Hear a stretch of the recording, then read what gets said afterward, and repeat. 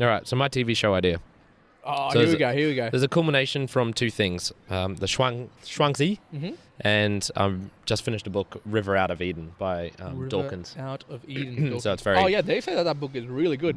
Yes. Quick thoughts? Is it good? Quick thoughts. It's all right. I've read a lot of evolution type books before, so it wasn't the same. fascinating. I knew most of it anyway, Okay. so I was like, okay, it's all right. Anywho, it got me thinking about. I don't know. There was these two things. One, when I was doing the book review, the template for Shuangzi, I put on a Fu Manchu. You know what that meant? Mustaches. So, fun fact: I never actually knew this. The Fu Manchu mustache is from a guy called Fu Manchu, and he was a character. He was a character in Sax Roma novels back in, I think it was like the early 20th century, so like the start of the 1920s to 50s, something like that. Yeah.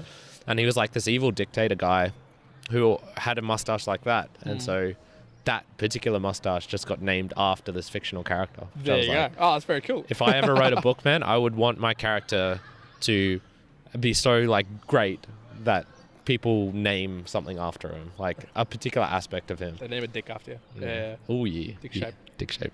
So I don't know why this came up, but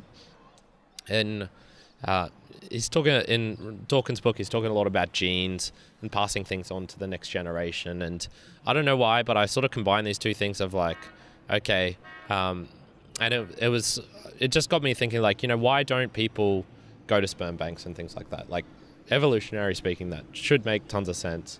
When was the last time someone really gave birth to a lot of offspring? And what would you do with so many offspring? And so in the Shuangzi, they were saying, like, some people get like the opportunity to go to different lands. Like, they sort of had to, no one child just got all the money. They had to go off and prove themselves. And I was like, oh, that'd be a cool idea. So what I would do, so if I had, let's just say $60 billion and oddly specific, and whatever. And I was, a dick slinger in my youth. So I swung the dick around, and well, I got to the stage where I was like, okay, very rich, and I already had some children for my own like personal benefit. But then it's like, you know what? I want to do something for humanity. So I go to a sperm bank and I just donate like as much sperm as I can all across the world. And then what I would do is say, like, okay, my sperm is in all of these places. In 20 years' time, I'm going to be nearing the end of my life. I'm not going to give the money to my own like favored children. I want them to prove themselves, and I want you to prove yourself, future children. So I will give most of my money, like I'll maybe split it up into like different pots, but I would create the ultimate tournament. And so what I would do is I wouldn't want like my one child just to be good at one thing, like the ultimate fighter or the ultimate mathematician. I would want the ultimate human being. So the eminent human being. The eminent human being. So what I would say is, like, this is a competition open to anyone who can prove they have my I'm the father of.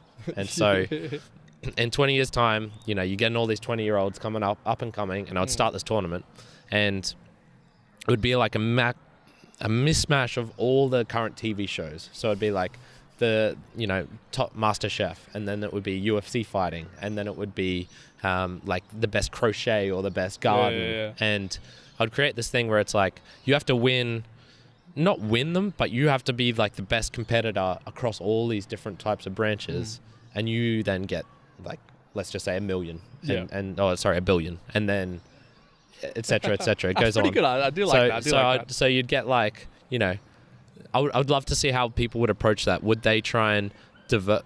And there's like, and it's got that aspect of being like blood on blood, sibling rivalry, that sort of stuff.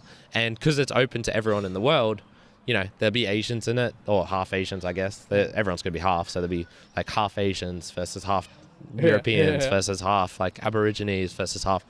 And I think that would just be fascinating to see what people are really good at, how they go about going it, and then I would be doing my duty to my genes by spreading the genes everywhere.